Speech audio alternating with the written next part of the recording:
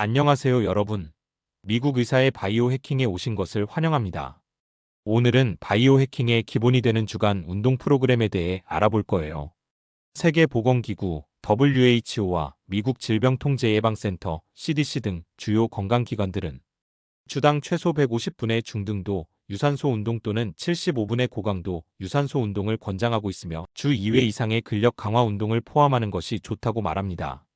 그래서 오늘은 유산소 운동, 유연성 안정성 운동, 저항성 운동을 넣은 주간 운동 프로그램에 대해 다룰 것이며 복합 운동 및 슈퍼셋과 같은 시간 절약 방법에 대한 팁을 드릴 겁니다.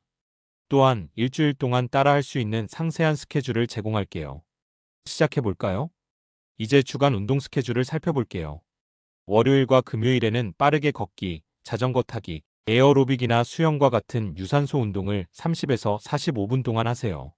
강도는 최대 심박수의 60에서 70%로 중간 강도를 유지하며 이 운동은 심혈관 건강 및 지구력을 향상시키는 것이 목표입니다. 60-70%대의 최대 심박수는 존 2 운동이라고 불리는데 존 2 운동은 일정하고 지속적인 노력이 특징입니다. 이 강도 수준에서는 신체가 지방과 산소를 주 에너지원으로 사용하며 유산소 지구력을 길러줍니다. 다른 강도와의 차이점은 존 2 운동은 신체에 부담이 적고 오랜 시간 지속할 수 있어 유산소 기초를 쌓기에 이상적입니다. 존 2에 있음을 확인하려면 운동 중 편안하게 대화를 나눌 수 있으나 여전히 운동하고 있다고 느껴질 정도로 노력하는 것이 중요합니다. 운동 강도는 심박수와 최대 심박수, MHR를 기준으로 여러 구역으로 나눌 수 있습니다. 각 구역은 특정 운동 강도를 나타내며 주로 심장 건강과 체력 향상을 위해 사용됩니다. 존 1은 회복 구역으로 최대 심박수의 50에서 60% 범위에 해당합니다.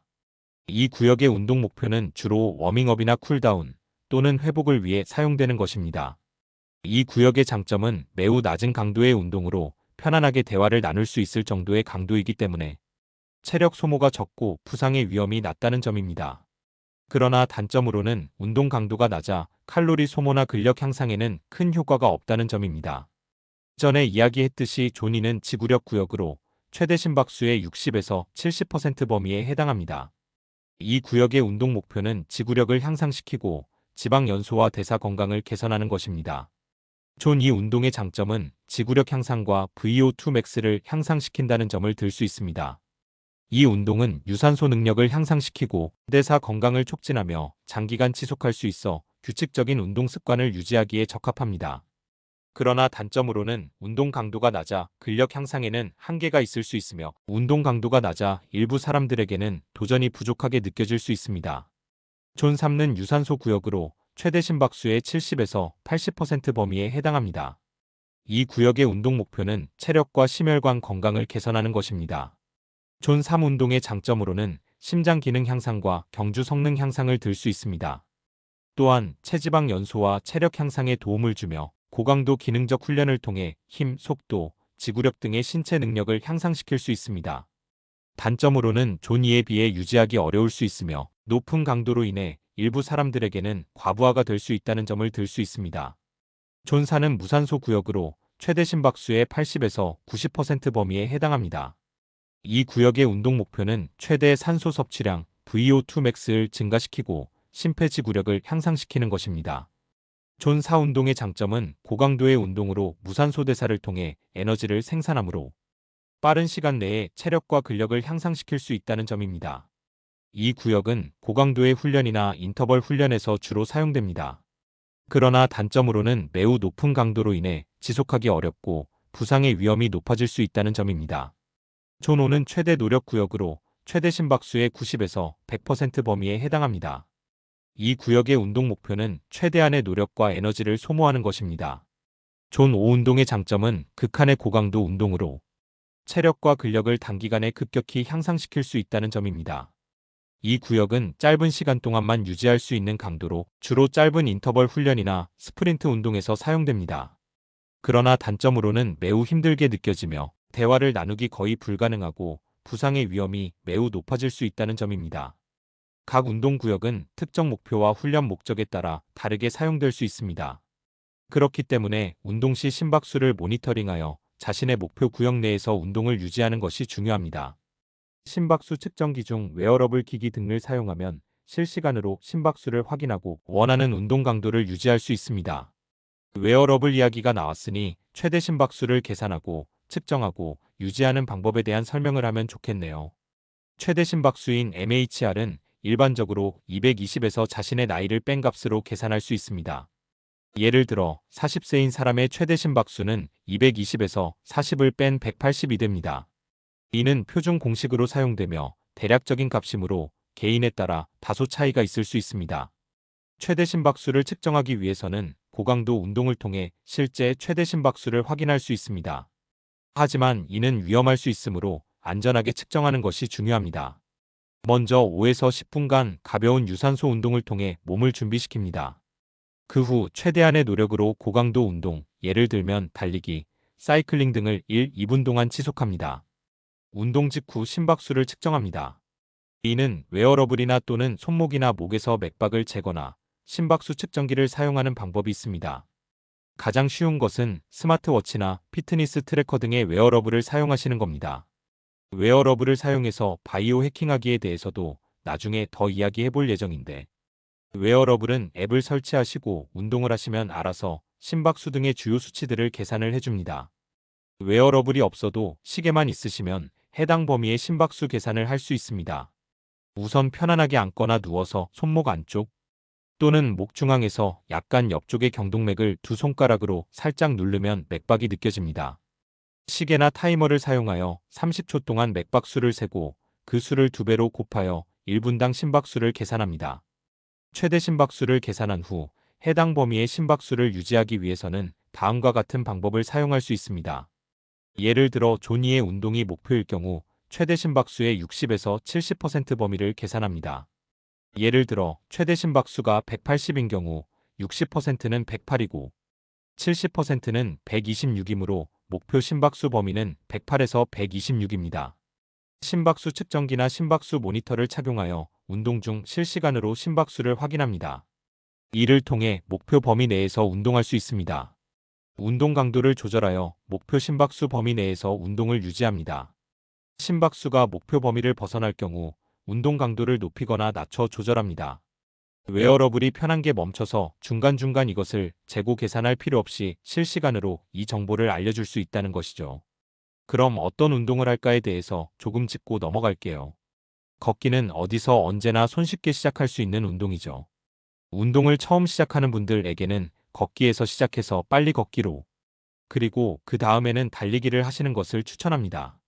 시간과 돈이 큰 부담이 없으시다면 깊지 않은 수영장에서의 수영은 관절에 무리가 안 가고 부상의 위험도 낮은 여러 사람들과 함께 할 수 있고 나이가 들어서도 지속할 수 있는 훌륭한 운동입니다. 다만 재미가 없다고 하시는 분들이 계시는데, 자전거 타기와 에어로빅, 다른 춤추는 운동들은 재미가 있지만 과하게 하시면 관절에 무리가 갈 수 있으니 조심하세요. 화요일과 토요일에는 저항성 운동을 하세요.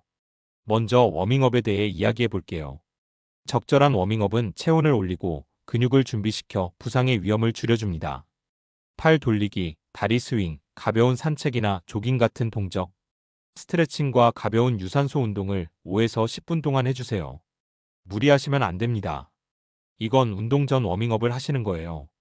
근력 운동 시에는 여러 가지 근육들을 종합적으로 사용하는 복합 운동과 빠른 시간 내 운동을 할 수 있고 근육이 자라는 속도는 늘리는 슈퍼셋을 하는 것을 추천합니다. 자, 이걸 어떻게 해야 할까 궁금하시죠? 복합 운동은 고립 운동에 비해 더 많은 근육 그룹을 동시에 활성화하여 전체적인 근력과 근육량 증가에 더 효과적입니다. 예를 들어 스쿼트와 데드리프트는 여러 근육 그룹을 동시에 사용하므로 근육 간 협응력을 향상시키고 심박수를 높여 심혈관 건강에도 도움이 됩니다. 또 슈퍼셋의 이점에 대해 이야기해 볼게요. 슈퍼셋 운동은 두 가지 운동을 연속으로 수행하면서 휴식을 최소화하는 방법입니다. 보통 운동을 한 세트 하면 30초에서 1분 쉬는데 슈퍼세트는 쉼 없이 바로 다음 운동에 들어갑니다. 전에 썼던 근육의 쓰임을 최소화해서 다른 운동을 할 때 방금 썼던 근육이 쉬는 거죠. 이는 전체 운동 시간을 줄이면서도 높은 강도를 유지할 수 있게 해줍니다. 이 논문에 나오듯이 슈퍼셋은 운동 강도를 높이고 대사적 스트레스와 근육 활성화를 증대시키며 근육량 증가에 효과적입니다. 예를 들어 바이셉 컬과 트라이셉 익스텐션을 결합하거나 스쿼트와 숄더 프레스를 결합하세요. 이렇게 전혀 활동이 반대되는 운동을 할 때 슈퍼셋의 효과는 최대화됩니다. 이 방법은 운동 강도를 높이고 심박수를 유지시킵니다. 다만 저희 운동법에서는 하루에 몸의 큰 근육을 다 빠른 시간 내에 운동하는 게 목표이니 시간을 아끼는 부분에 더 포인트를 두었습니다. 이 운동은 대부분의 주요 근육 그룹을 단련하는 복합 운동에 중점을 두어 효율성과 결과를 극대화합니다. 다시 말하지만 각 운동 전에 워밍업을 하고 후에는 쿨다운을 하는 것을 잊지 마세요. 각 운동을 그럼 몇 회 해야 하며 얼마의 무게를 들어야 할까요? 기본으로는 3세트씩 6에서 12회 반복하고 강도는 한 RM의 60에서 75%로 중간 강도를 유지합니다. 다만 이 부분도 변형이 가능한데 이거에 대해서 알아볼게요. 먼저 1RM이란 무엇일까요? 1RM은 원 레퍼티션 맥서멈의 약자로 특정 운동에서 한 번의 반복으로 들어 올릴 수 있는 최대 중량을 의미합니다. 즉 올바른 자세로 한 번만 들어 올릴 수 있는 가장 무거운 중량을 말합니다. 예를 들어 벤치프레스에서 한 번에 100kg을 들어 올릴 수 있지만 두 번째 반복에서는 더 이상 들어 올릴 수 없다면 당신의 벤치프레스 1RM은 100kg입니다. 1RM은 최대 근력을 측정하는 유용한 지표로 근력 훈련 프로그램에서 기본 수준을 설정하고 훈련 부하를 처방하는 데 사용됩니다. 이를 통해 선택한 중량이 충분히 도전적이어서 근육 성장과 근력 향상을 자극하되 부상을 일으키지 않도록 합니다. 하지만 1RM을 측정할 때는 부상을 예방하기 위해 안전을 최우선으로 고려해야 합니다. 우선 1RM을 측정하기 위해 가벼운 유산소 운동과 스트레칭을 포함한 5에서 10분간의 워밍업을 하는 것이 좋습니다. 그런 다음 운동하려는 근육 그룹을 타겟으로 하는 가벼운 세트를 1에서 2세트 수행합니다. 예상 1RM의 약 50%로 첫 세트를 시작하여 5에서 10회 반복합니다. 그 후 무게를 70에서 80%로 증가시키고 3에서 5회 반복합니다. 잠시 2에서 4분 동안 휴식을 취한 후 무게를 예상 1RM의 90%로 증가시키고 1에서 2회 반복합니다. 다시 2에서 4분 동안 휴식한 후 이제 예상 1RM 무게로 한 번만 들기를 시도합니다. 성공하면 2에서 5kg씩 점진적으로 무게를 늘려가며 반복합니다. 이때 반복 중에는 항상 보조자 스파터를 동반하여 안전을 확보하는 것이 중요합니다. 성공적인 1RM 테스트가 끝나면 충분한 휴식을 취하며 근육 회복을 도와야 합니다. 1RM을 측정한 후 이를 바탕으로 운동 루틴을 계획할 수 있습니다. 근력 향상을 목표로 한다면 1RM의 70에서 85% 중량으로 4에서 6회 반복을 3에서 5세트 수행합니다. 근육 크기 증가를 목표로 하는 경우 1RM의 60에서 75% 중량으로 8에서 12회 반복을 3에서 4세트 수행합니다. 근지구력 향상을 위해서는 1RM의 50에서 60% 중량으로 12에서 15회 반복을 3에서 4세트 수행하면 좋습니다. 각 세트 사이에 적절한 휴식 시간을 가지며 운동 전후로 충분한 스트레칭과 쿨다운을 하세요. 이렇게 해서 1RM을 안전하게 측정하고 이를 바탕으로 운동 루틴을 구성하는 방법에 대해 알아보았습니다. 자신의 현재 상태에 맞게 운동 강도를 조절하고 항상 올바른 자세를 유지하는 것이 중요합니다. 자, 그럼 본격적으로 수행해야 할 운동에 대해서 설명해 볼게요. 이 운동들은 체육관에 가셔서 친구나 선생님과 함께하는 걸 추천합니다. 첫 번째 슈퍼셋은 스쿼트와 오버헤드 프레스입니다. 스쿼트는 대퇴사두근, 햄스트링, 둔근을 주로 자극하며 코어 근육도 함께 강화되는 운동입니다.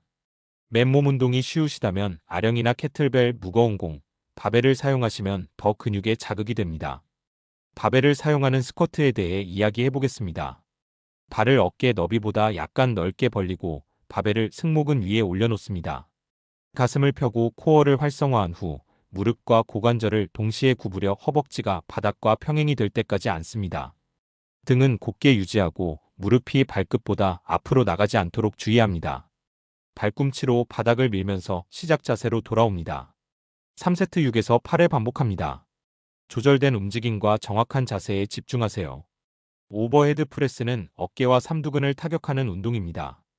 발을 어깨 너비로 벌리고 바벨 또는 덤벨을 어깨 위에 올립니다. 코어를 사용하여 몸을 안정화하고 팔꿈치를 약간 구부린 상태에서 머리 위로 바벨 또는 덤벨을 밀어 올립니다. 팔꿈치가 완전히 펴지면 천천히 시작 자세로 돌아갑니다. 3세트 6에서 8회 반복합니다. 코어를 사용하고 안정성을 유지하세요. 두 번째 슈퍼셋은 데드리프트와 벤치프레스입니다. 데드리프트는 등하부, 대퇴사두근, 햄스트링, 둔근을 타격하는 운동입니다. 발을 엉덩이 너비로 벌리고 바벨을 잡습니다. 무릎을 약간 구부린 상태에서 엉덩이를 뒤로 빼면서 상체를 숙입니다. 바벨은 다리를 따라 내려가며 허리가 굽혀지지 않도록 주의합니다. 바벨이 정강이 중간까지 내려오면 엉덩이를 앞으로 밀면서 시작 자세로 돌아옵니다. 3세트 8에서 10회 반복합니다. 무릎을 약간 구부리고 엉덩이를 중심으로 움직이는데 집중하세요. 바벨이 너무 무겁다 하면 우선은 맨손으로 하시다가 익숙해지시면 아령으로 바꾸세요. 서서히 무게를 올리셔서 나중에는 바벨을 쓰실 수 있을 겁니다. 벤치프레스는 가슴과 삼두근, 어깨 앞부분을 주로 자극하는 운동입니다. 벤치에 누워서 바벨이나 덤벨을 잡고 팔을 굽혀 가슴까지 내린 후 다시 들어 올립니다. 3세트 10에서 12회 반복합니다. 세 번째 슈퍼셋은 턱걸이와 벤트 오버 로우입니다. 턱걸이는 상체 전반, 특히 등 근육과 이두근을 타격하는 운동입니다. 철봉이나 풀업바를 양손으로 어깨 너비만큼 잡고 팔을 굽혀 몸을 바 위로 올린 다음 천천히 원위치로 내립니다. 벤트 오버 로우는 등 근육과 후면 삼각근, 코어를 타격하는 운동입니다. 무릎을 약간 굽히고 몸을 앞으로 숙인 상태에서 아령이나 바벨을 잡고 팔을 굽혀 몸쪽으로 당긴 후 천천히 원위치로 내립니다. 마지막으로 네 번째 슈퍼셋은 런지와 플랭크입니다. 런지는 대퇴사두근, 햄스트링, 둔근, 종아리 근육을 타격하는 운동입니다. 발을 어깨 너비로 벌리고 한 발을 앞으로 크게 내딛습니다. 앞쪽 무릎은 90도로 구부리고 뒤쪽 무릎은 바닥에 거의 닿을 정도로 낮춥니다. 앞쪽 발꿈치로 바닥을 밀면서 시작 자세로 돌아온 후 반대쪽 다리로 반복합니다. 3세트 다리당 10에서 12회 반복합니다. 균형과 조절된 움직임에 집중하세요. 플랭크는 코어 근육을 강화하는데 매우 효과적인 운동입니다. 코어 근육은 척추를 안정화하고 몸의 균형을 유지하는 데 중요한 역할을 합니다. 플랭크 자세를 유지하는 동안 다양한 근육들이 사용되는데 복근과 척추 주변 근육, 엉덩이와 어깨 근육 등 많은 근육에 자극되죠. 발꿈치와 발끝으로 바닥을 지지하고 몸을 일직선으로 유지합니다. 어깨, 엉덩이, 다리가 모두 같은 선상에 있도록 합니다. 코어를 사용하여 몸을 안정화하고 30에서 60초 동안 자세를 유지합니다.